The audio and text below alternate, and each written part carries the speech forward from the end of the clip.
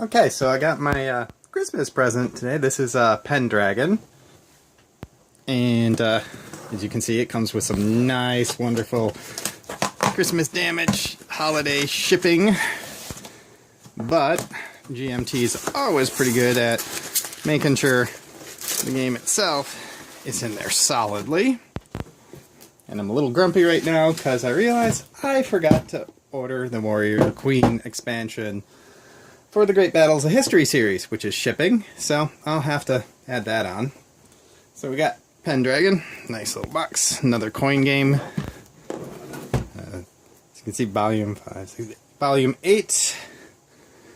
Box artwork, it's pretty decent.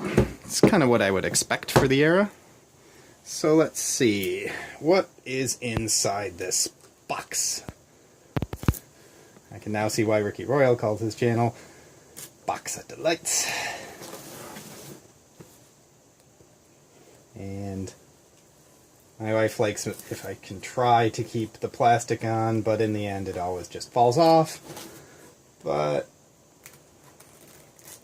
let's be very anti-Christmassy here and not rip everything open, but carefully cut free and hope we don't gouge the box itself. Nice, thick, heavy box. Yep, it was torn on the back anyways. So what do we have inside Pendragon, the Fall of Roman Britain? I'm going to assume some reprint cards or some other special type of deck. These are cold. I was going to read the rules and know what was in the box beforehand, but I didn't. These are Epoch cards. Cards number 77 to 83. We have, of course, our rules of play.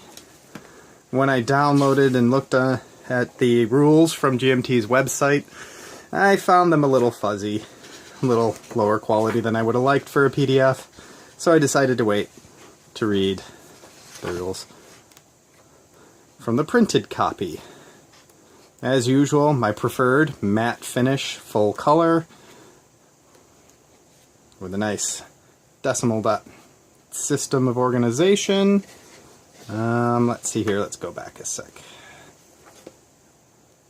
So, we're looking at 21 pages of rules, which is a little heavy for coin game before you get to the AI. And quite a bit of AI rules, so this is going to take me a while. Scenarios are put into the main book, which is always appreciated. One thing I like that GMT does, they give you a counter scan, so you can always verify your game. Wish they provided more than single scenario setups, but can't get everything. The playbook, oh, this one's a beast. Look how thick that is. We're talking 72 pages of wonderful playbook, tutorials, background, designer notes, etc. So, when you like to dive deep into the history or try to understand, and you don't want to buy a C3I magazine, these are always very much appreciated. A good, nice round summary chart. On the back, how to do battles. I'm hoping it might be a little bit like my favorite in the series, which is Liberty or Death.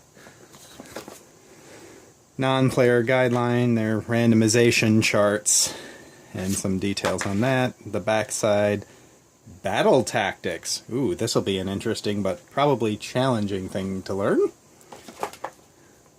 There, 4 player aids for each player. The pro-Roman Britons, I assume. Saxons, the Scots, Picts, etc. And the Romans themselves. 2, 3, and 4. Non-player event instructions. That's nice. especially when the events get complicated and difficult to interpret. It's always nice to have something like this. And oh my, are there a lot of small print details on what to do with event cards. We have non-player flowcharts. Good. Alright, our counter sheet. Not bad. We have population modifiers I see in here. Control. A little generic icon. And on the back side, ooh, very nice.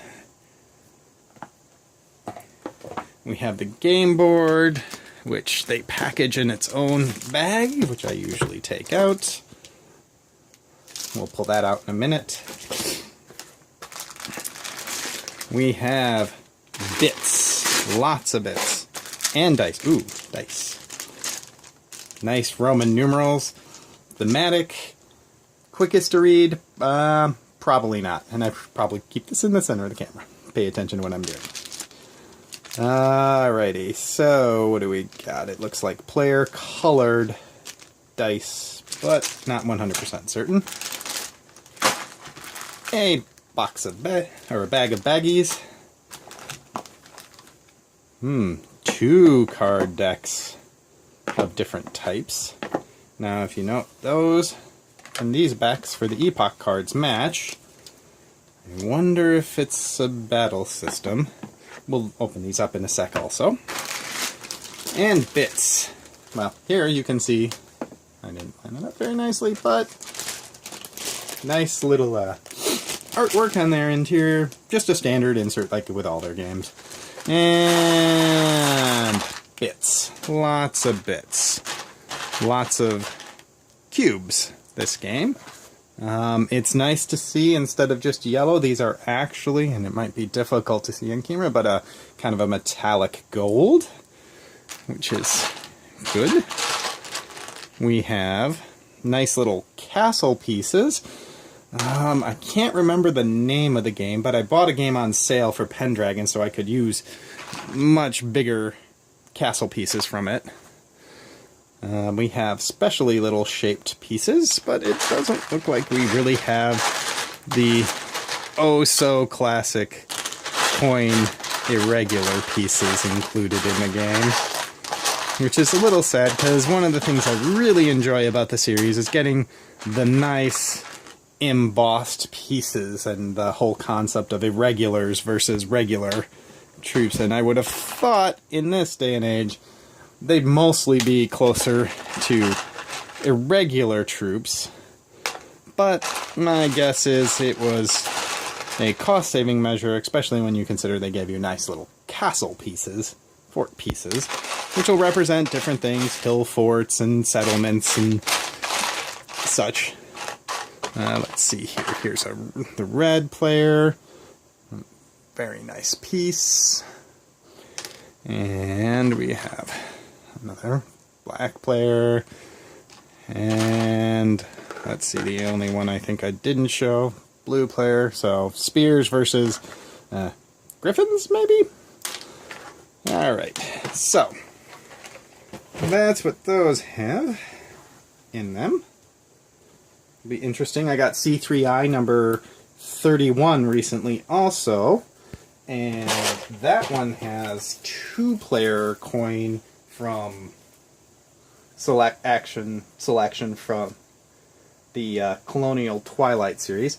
The only thing I wish is that they had included maybe a little cardboard board to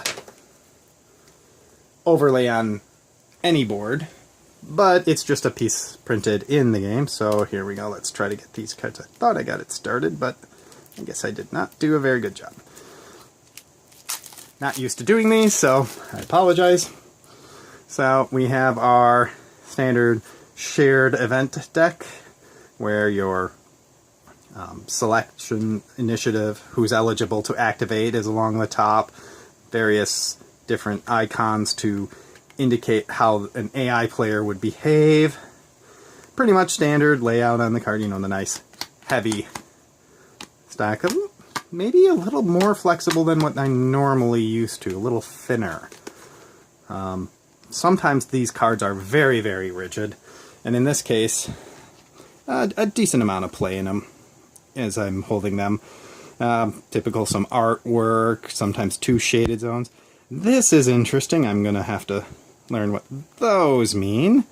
And again, I was going to read the rules, but it was just a little too blurry on my eyes. And then this came a day early. So, woohoo, holiday shipping. Lots of wonderful little events, as you can see. I'm not very good at this camera work, am I? Sorry, folks. Hopefully that gives you a good idea, but what the deck is like. We also have the Epoch cards, which I assume are essentially the victory check condition cards, and it does look like each of those has their own little unique event. Again, a little bit more like Liberty or Death, which is one that I really enjoy in the series, surprisingly, considering I have had almost no interest in the American Revolution. So, here we have a Roman deck. Oh, good. These are faction cards, so these are probably going to be like the Brilliant Strokes and Liberty or Death, and one other game included these cards that you can use to override. However, these appear to have initiatives along the top, so that'll be interesting. And you can see each is color-coded on the back to the faction.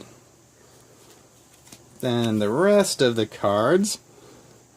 Now, I can understand why they did not do year-based, but it almost would have been nice to have an early, mid, and late set for the cards instead of having them just completely randomly mixed every time. Now, I do know when I briefly skimmed the rulebook that your scenarios are more customized to be historically accurate by pulling out certain cards. And so that way you don't get truly silly results.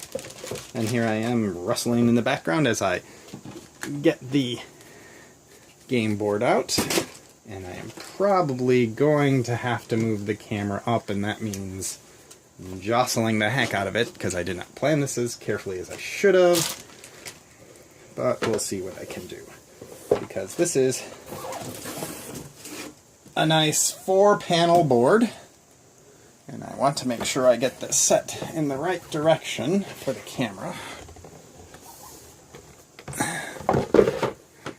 And I'm actually going to have to pick this whole thing up and start moving it, because as big as my game table is, it's only about 3.5 by 6 feet. And we're going to have to up and go. And we're going to go over this one. Down here we have along here, the pro-Roman Britons, it looks like. You have an interesting set of roadways along the map. I heard some forum talk that the browns used to be darker, and some people don't appreciate them lightening up. It's okay. I would have liked to had maybe a more either realistic full color map, or something done more in old world thematic style. Up along here, we have our legend for the Scotty player. Romans, as you can see, goes up through like Northumbria region, etc. Our sequence of play track is all the way up at the top, which is not going to be fun for solo play unless you turn it sideways. And then there's a bunch of text which will also be read sideways. Then we're going down here, Saxons. And the track also goes around the top, along here, up, over, and down. Let's see here. What else would you guys probably be interested in? Here's a little bit of detail. So, some burning, sacking maybe. Where you locate forts. So that to me implies it might be a little bit like Falling Sky, where your loyalty of your tribes is done by discs instead of building bases. Overall, I'd say I like it. I'm looking forward to playing it. And this actually might rank up there with Fire in the Lake for weight, which was my first coin game and quite a doozy, but I sat down and learned it today. Was hoping to get this played at least once before the end of the year. I don't know if that's going to happen, but that's a first look at Pendragon, and hopefully I'll be back shortly with more.